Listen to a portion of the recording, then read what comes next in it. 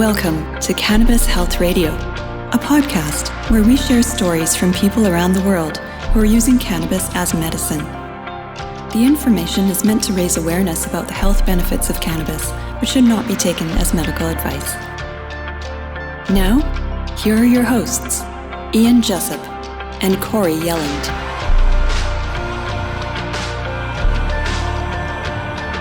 And welcome to another episode of Cannabis Health Radio. I'm Ian Jessup. And I'm Corey Yelland. In our podcast a few weeks ago, we talked to Rusty Reynolds of New Jersey and heard his story of his wife's battle with glioblastoma multiforme, an aggressive and deadly brain cancer, which sadly took her life. Today, we're going to talk to another husband whose wife had the same diagnosis 3 years ago.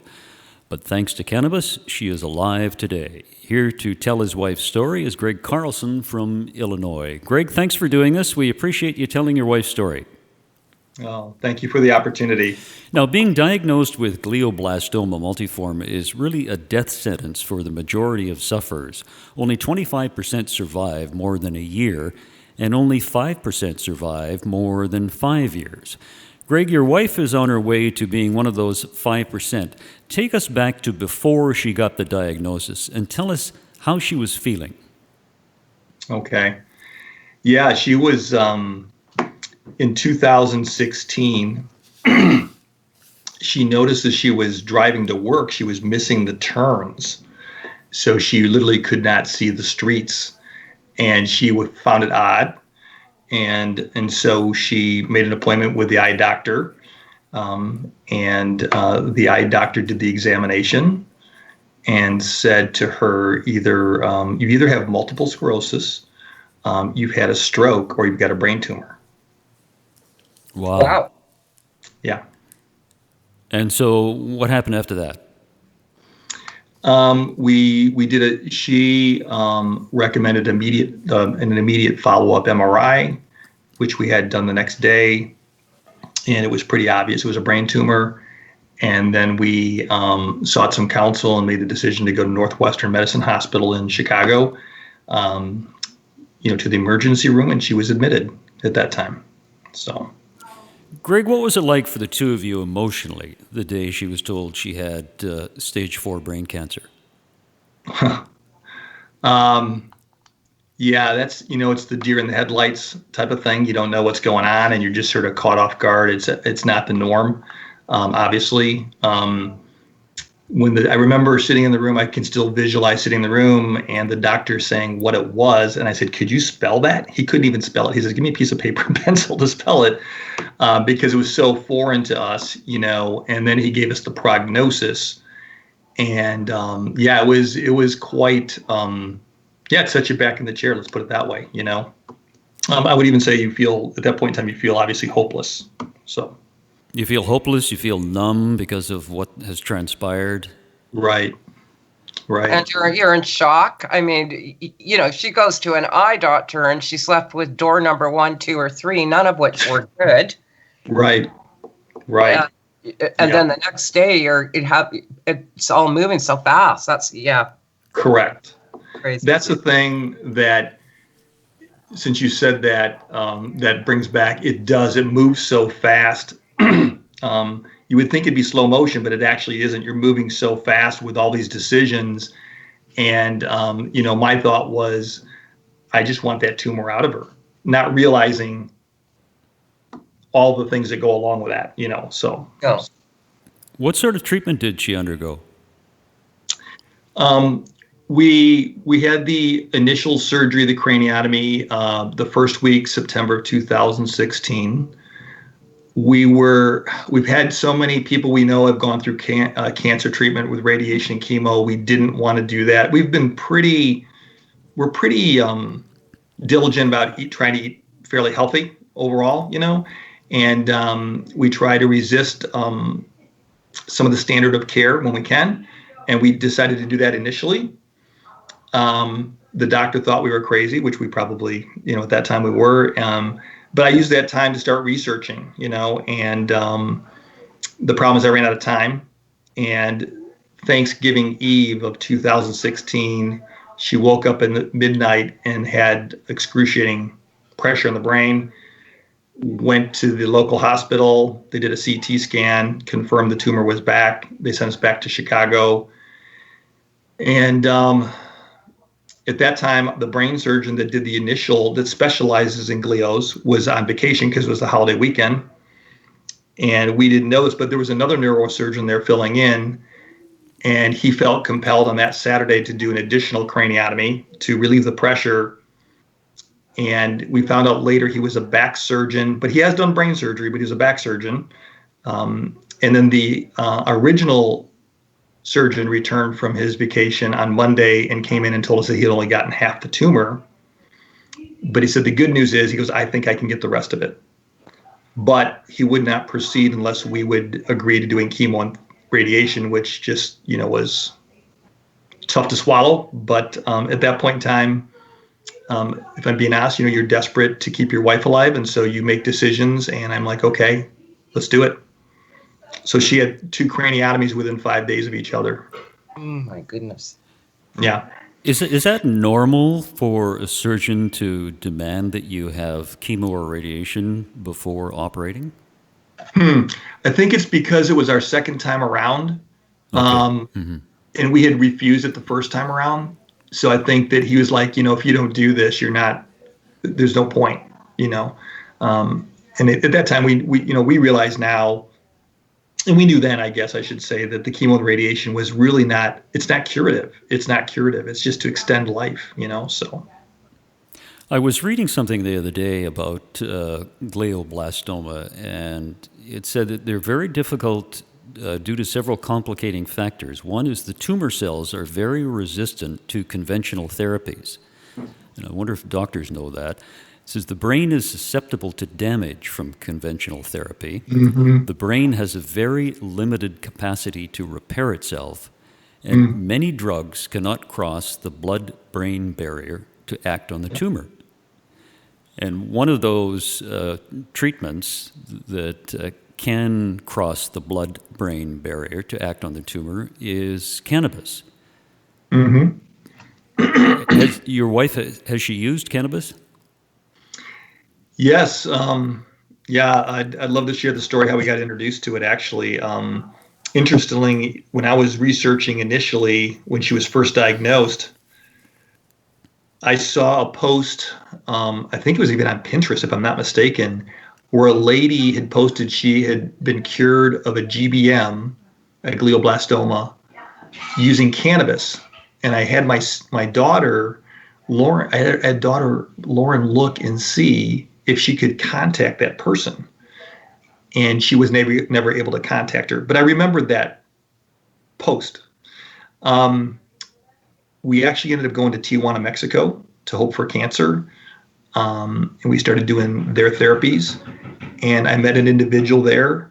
I'll never forget his name, Sundip Shah. And his daughter was there, and she was using cannabis. And I became interested in that. And he started sharing with me how it works and some of the details about cannabis. And then he introduced me to a couple of men that were producing cannabis oil in California. So when we returned to Illinois, I immediately was in contact with them to start having it shipped from California to Illinois. No, Illinois, is that a legal state? It is, yes. It is medicinally, and now, as of January 1st this year, recreationally, yes.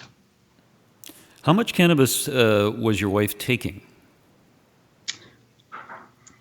Well, I probably got Sally up to around 400 milligrams in a 24-hour period, I would say. She does have some chemical sensitivities. When I say chemicals, I should say anything that is, she does have some sensitivities, but she was doing pretty well.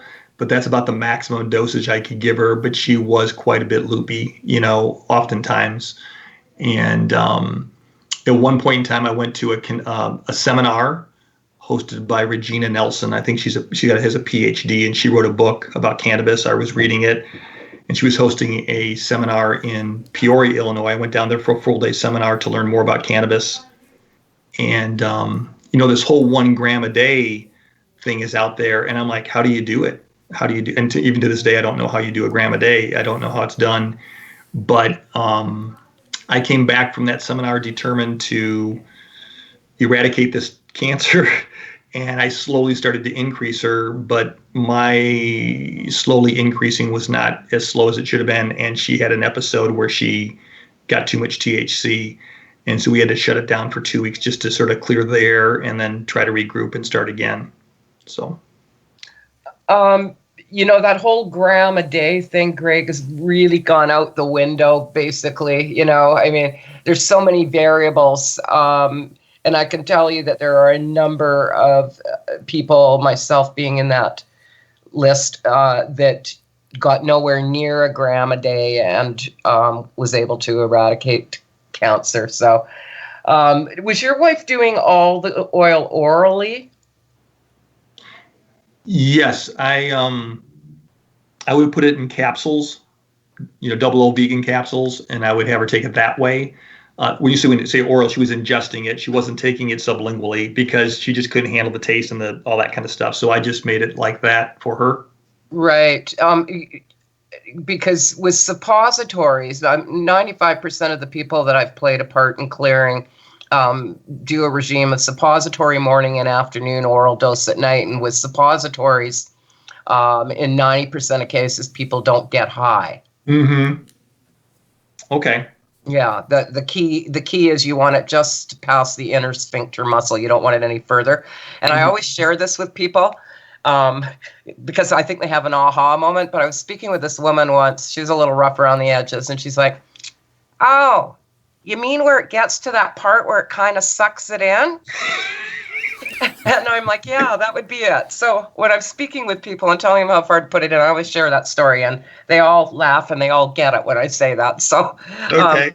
Yeah, so just an FYI for you. I might want to follow up on that treatment just in case, Sally has a reoccurrence or whatever's going on. I'd like to have some knowledge of that. Yeah. Well, you can always contact me and Regina. She's great. She's one of the people on my friends list. So was she doing it 3 times a day, Greg, or what? Yeah, we would do it. Yeah, I was giving her a heavier dose at night. Right. And yes, we were doing it morning. I think I was even doing it 4 times a day, just smaller doses 4 times, 3 times a day. And at night I was doubling it down. So she was sleeping very well. She would sleep awesome. But when she woke up, she was a little bit foggy, and I would give her a chance to clear, and then we'd start doing it again. So I can't remember the dosages throughout the day. We're actually coming up on 4 years, September this year. So it's been a while since I was starting that regimen. I've dialed back to more of a maintenance dose.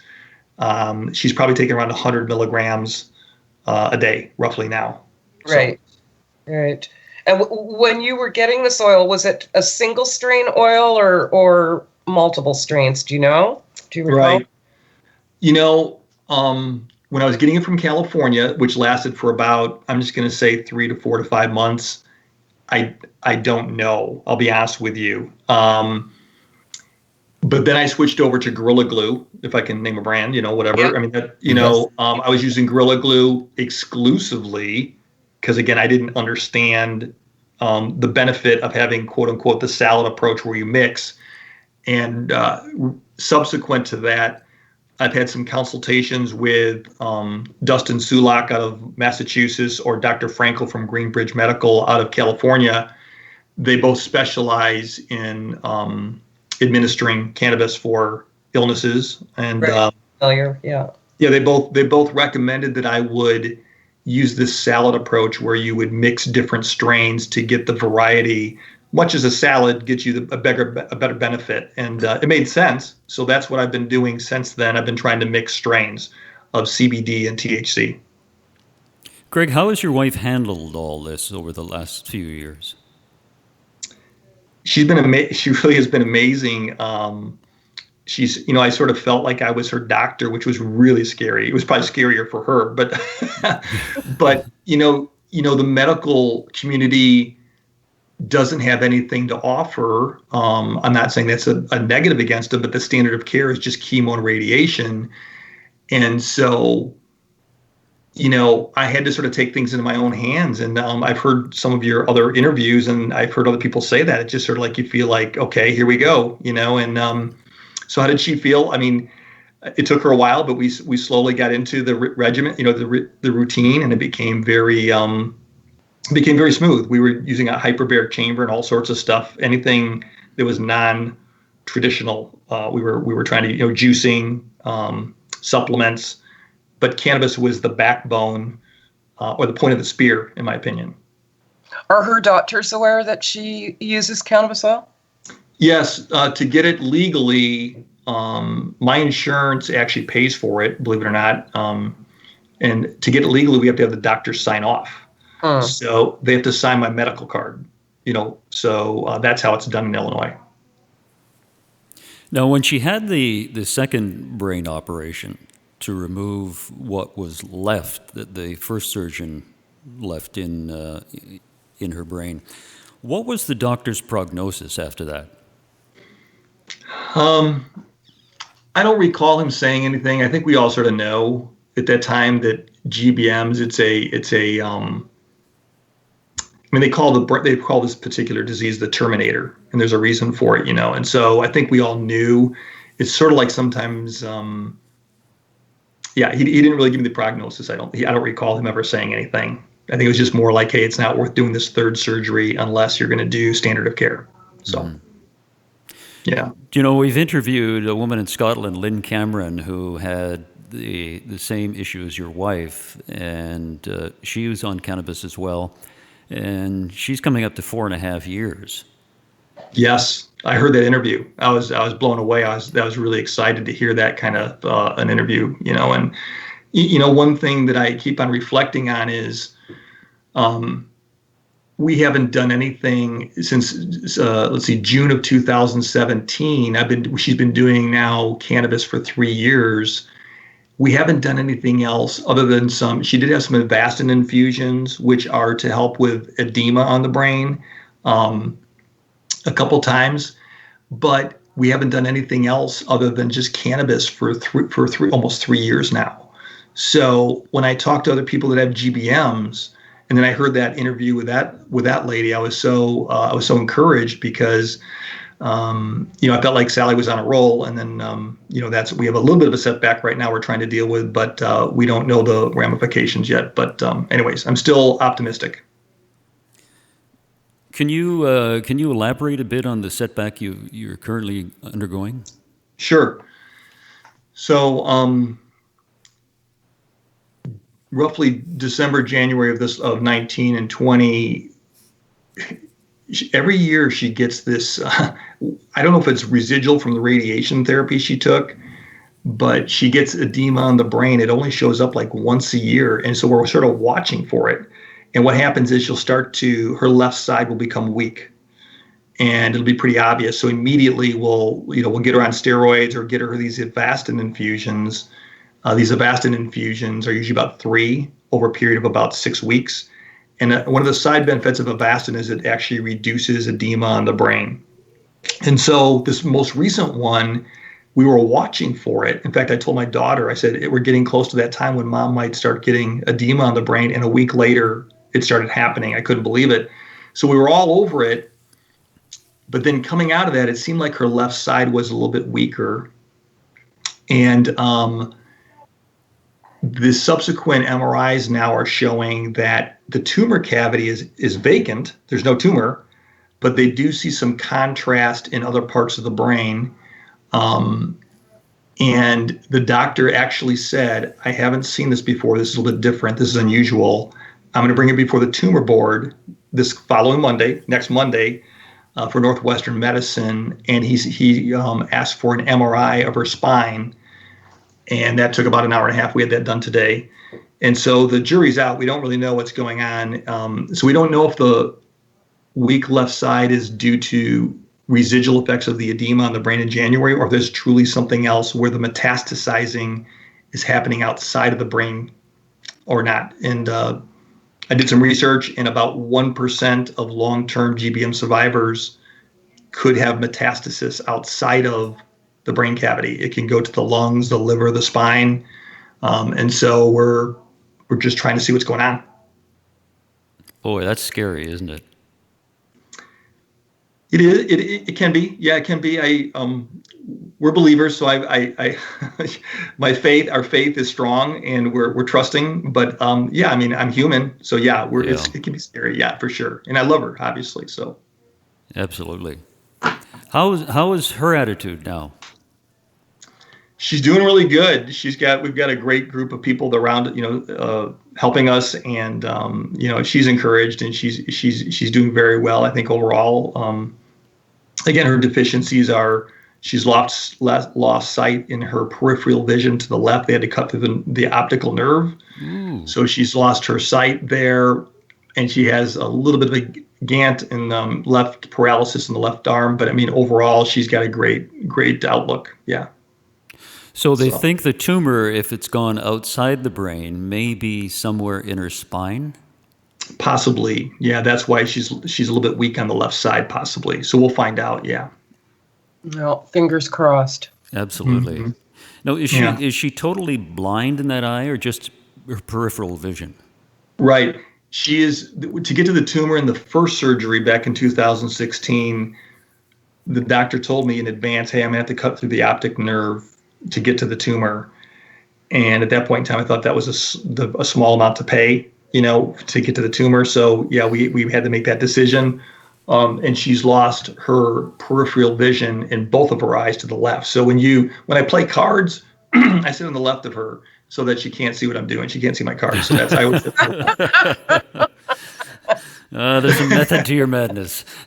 She's still a card shark. Yeah, she's very good. She's very intimidating. Yeah. How's your daughter coping with this? Doing well. She's great support. She's doing great. Yeah. She's my son is 28. My daughter's 30. They're great support. Yeah, for sure. Very encouraging, and always trying to encourage us in that way. And it's just a long haul. It's a long haul. What can I say? I mean, it's coming up on 4 years, and life. It's the new normal, right? So it is a little different. But we're trusting. So yeah, it's good. So. And it sounds like all in all, she's got that your wife has a pretty good quality of life and is able to pretty much lead a, in quotations, normal life, whatever normal is these days. Right. Right. Yeah. Yeah. No, we feel blessed very much because I'm in. I've been on some other Facebook pages and stuff, and my daughter shared some other things, and there's people out there with GBMs that have a whole lot worse than we do. I mean, it's a very aggressive brain cancer, and obviously the motor planning skills can be anything that you lose, walking, all sorts of things, so we feel very, very fortunate, so yeah, very fortunate. And I want to help other people. That's what I want to do. That's why I'm doing this. I wanted to reach out to you guys because I wanted to share our story. We don't know the end of the story, but I wanted to share where we're at. And I heard the lady from Scotland, and I thought that was really quite encouraging. And so for GBM patients, I point people towards Cannabis Health Radio because I said, you got to hear these stories. You got to hear what's going on. And there could be a solution, possibly. It doesn't work for everybody every time, but, traditional medicine doesn't have the answer right now. So. No, cannabis oil's got about an 80% success rate. So that's pretty good. It's awesome. Yeah, it's awesome. Yeah. And, I think the ones that tend to be more successful, Greg, are the ones that take their health into their own hands and take control of the situation versus the cancer controlling them. So, yes, do the cannabis oil, but how's that diet of yours? Right. A holistic approach, just not just cannabis oil. Correct. Yeah, I think it's a multi-pronged approach. I think it's not just one thing alone. It's you want to attack it from every angle possible. So she hasn't had any sugar, and she's lost 30 pounds, and she hasn't had any sugar for 3.5 years. I mean, we basically eat a whole food diet, and juicing pretty consistely. So yeah. Yeah, I think cannabis oil is kind of like the foundation.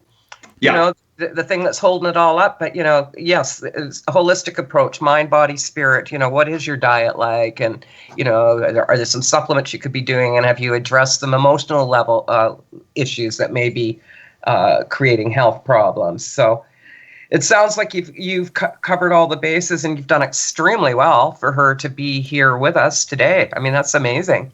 Yeah, we're just really grateful to have her. Yeah, when you hear that diagnosis, 12 months, and you're sitting here looking back at 12 months, which is quite a ways back, and I'm looking forward to 4 years, and I'm just hoping that that'll continue, So grateful for the plant, grateful for all the people that are pushing it. I'm so excited to see it coming into the States. I think our government's using it to get tax revenue, which is fine if that's what they want to get it medicinally, but it's becoming more and more prevalent in the States, as being accepted. So I think it's getting a lot of traction. So I think in 5 years the whole landscape's going to look differently. Where do you think she'd be today without cannabis? Yeah, I don't. Yeah, she wouldn't be here. You don't want to speculate. No, I just there's just no. I don't see how. It's such. I mean, to know that we had our first surgery and literally 2 months later, what is that? September, October, a little over 2 months later, it was back at the same size. The tumor had grown in 2 months back to the same size. That gives you the perspective, So. Yeah. It's a very, very fast-growing, deadly tumor.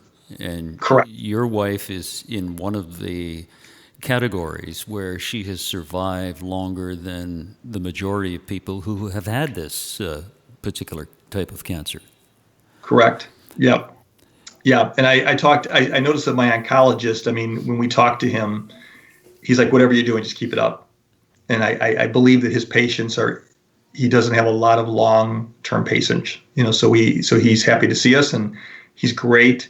He's one of the few oncologists that actually is willing to do anything for us we want. He's amazing. Yeah. So I hear a lot of bad stories about oncologists, but I have nothing but good news and good things to say about ours. So so we're very blessed. Yeah. That's very encouraging, because several weeks ago when we interviewed Rusty Reynolds of New Jersey, whose wife had exactly what your wife had, he knew nothing about cannabis, absolutely nothing.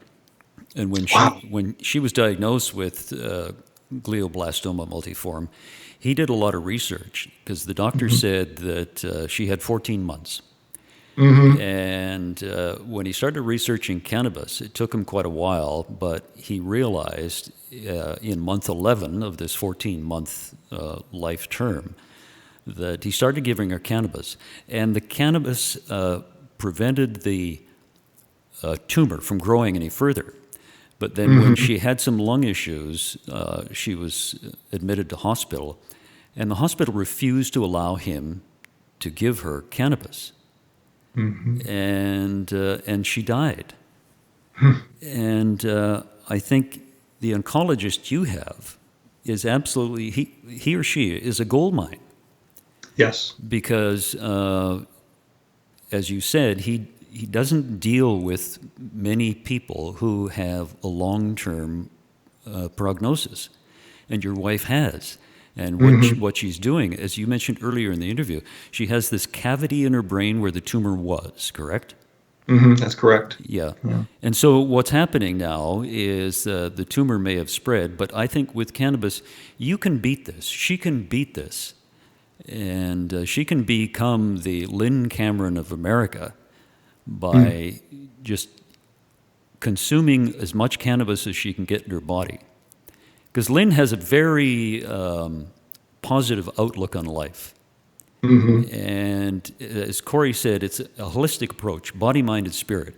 If you believe you are going to conquer this, you will. But if you give up, you will find that the prognosis won't be as long as you hoped for. Yeah. Now Lynn is the lady from Scotland, correct? Yeah, that's correct. Yeah. So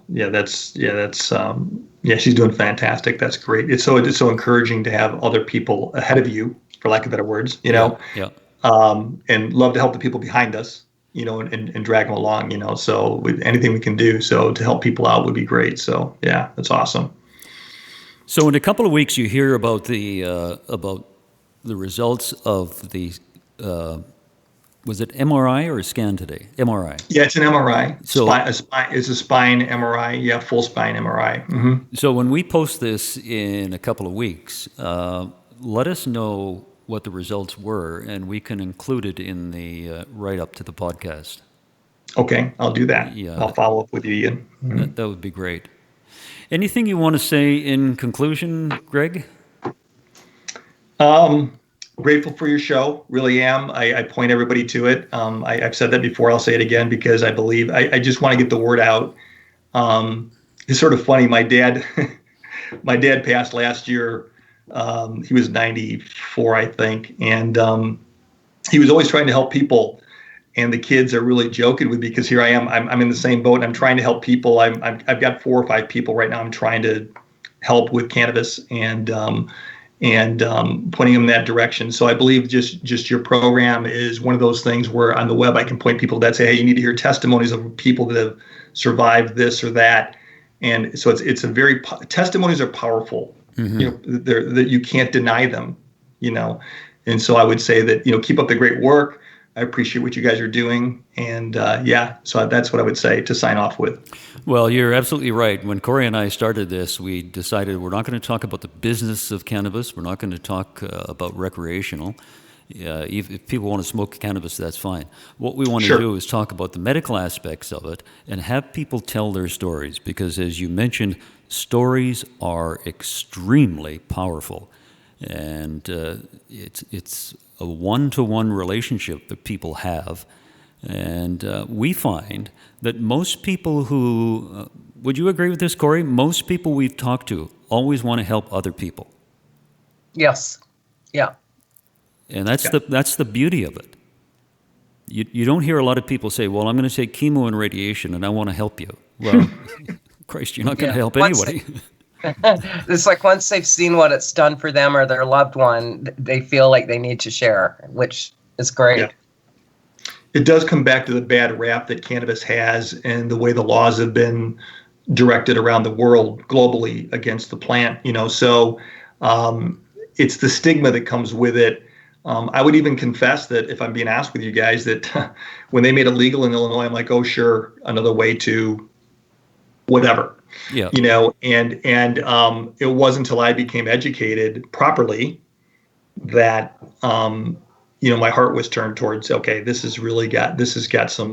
something here, I had no idea there was a medicinal value at all. But I do know that I think the doctors way back when in the pre-40s used to have the black bags, used to have cannabis with them, I guess. And there's a whole big story about that, and how it got eliminated and everything. But so I never knew it had a medicinal value. Now I know now. So I'm ready to tell everybody about it. So I'm all about it. Well, that's great, Greg. Tell your wife, Sally, that we expect to be at her birthday party in 10 years from now. That'd be awesome. Maybe we'll come up to where the sun's at in British Columbia or something like that. Yeah, it's got to be the summer. Yeah, that's right. No, I appreciate it. Tell her to keep her faith, and she'll make it through this. Okay. Well, thank you so much for the time.